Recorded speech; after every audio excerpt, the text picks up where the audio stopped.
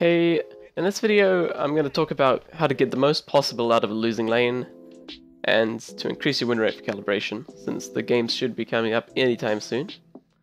So being in a losing lane can be very frustrating, but losing your lane does not always have to lead to a lost game of Dota, so there are many things you can do to kind of negate the amount you're going to lose by. So I'm not specifically talking about your support does terribly or you do terribly. I'm talking about mostly lane matchups and how to deal with a really strong offlaner like an Axe or a Beastmaster or a Brewmaster who should beat you in the lane, but how to get the most out of it and how to stop them from snowballing.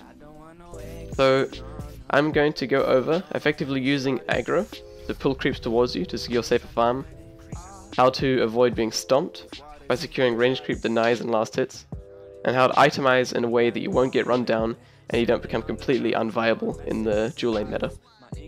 The way that creep aggro works is whenever you click on an enemy hero, anywhere on the map, the creeps that are nearby to you, the enemy creeps that are nearby to you, will stop whatever they are attacking to instead attack you. In lane, you can use this to make them chase you backwards towards your range creep or tower. So this can be used when maybe there's a low HP melee creep, so you're thinking, I want to get that last hit. Then you can right click on an enemy, and it's going to start running towards you, then you're going to move back, then suddenly that melee creep, which you would have had to run into the middle of the enemy creep wave to get, is coming towards you and away from the enemies. So you can use that to basically get last hits without as much risk. You can also use it to pull the enemy creep wave towards your range creep, or onto your range creep, then you can get the deny.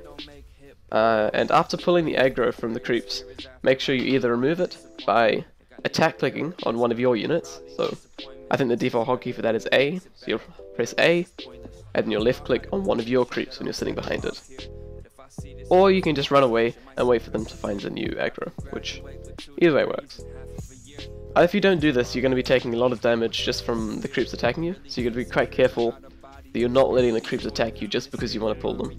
I'll cover how to play lanes that you want to take trades in another video, but this video is about talking about kind of these losing lane matchups, so you don't normally want to take trades.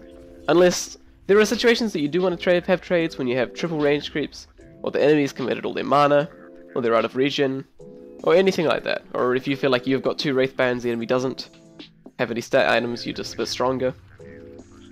But in these situations, you don't really want to be taking trades, you just want to be securing your farm. In this recent Juggernaut game by BSJ, he constantly pulls the creep wave towards him and under the tower, understanding that he cannot effectively trade with the Sven.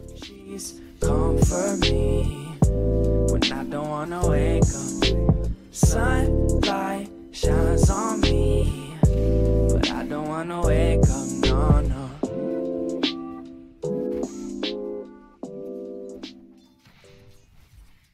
He continues this pattern until his Rubik eventually overcommits while trading, giving the Sven a double kill.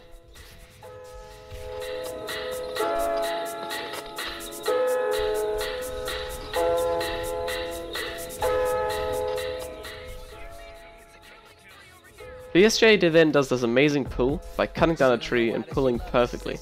So you can see that although he's lost the lane, the Sven has 2 kills, he has none, he doesn't have that many denies, he still managed to come out with the levels, last hits, and he hasn't had to lead the lane to the jungle. So he hasn't given the Sven a free lane, he's still in the lane, he's still contesting, he's still forcing 2 heroes to be there, so he's still doing his job in the game. I wanna tell her that I could be different, but then I'ma wonder if I even meant it. Maybe I mentioned that I do the dishes and maybe she'll mention that she miss me too. I got the green, but they come with. Now let's talk about range creeps and the reason that they are so important. When a creep is denied, the enemy only gain 25% of the experience rather than 100%. So if you denied an entire creep wave 4 times, it would give the enemy only 1 creep wave worth of experience. And although all denies are important, range creeps are especially important because they give 70 experience compared to the 25 of a melee creep. So when you deny a range creep, you stop the enemy from gaining 52 experience, which is over 2 entire melee creeps.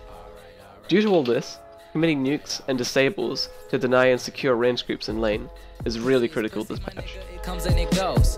So focus on getting some money and stop being thirsty and chasing the hoes. She on the pole, but she don't even vote. The final thing I want to talk about in this video is what early game items you should be building on a safe lane carry this patch. Since the changes to Wraith Bands, Braces, and Null Talismans, it makes them much better value, but they're also standalone items instead of components.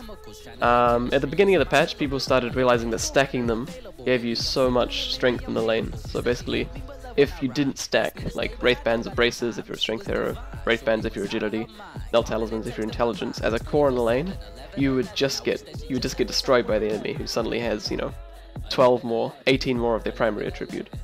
Obviously they've been nerfed a bit, but they're definitely still very important in the lane.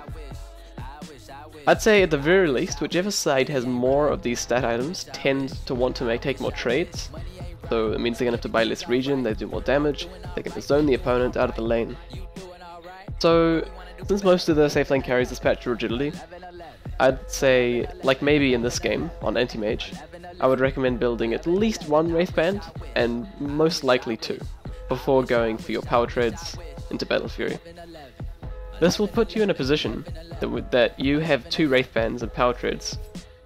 So when you have your 2 Wraith Bands and power treads, you're going to be doing quite a lot of damage. You're going to have over 100 damage, you're going to have good attack speed, so not only is your lane presence going to be much better, but your jungle farm is going to be much faster. Of course there are exceptions, where your lane is like really free, so skipping the Wraith Bands for the earlier Battle Fury is better. But in general, I'd say you definitely need to be buying a couple of Wraith Bands to keep up with the enemy in lane. Thanks so much for watching. Love any comments with video requests or ideas. Give me an idea if what I'm doing is actually wanted or not.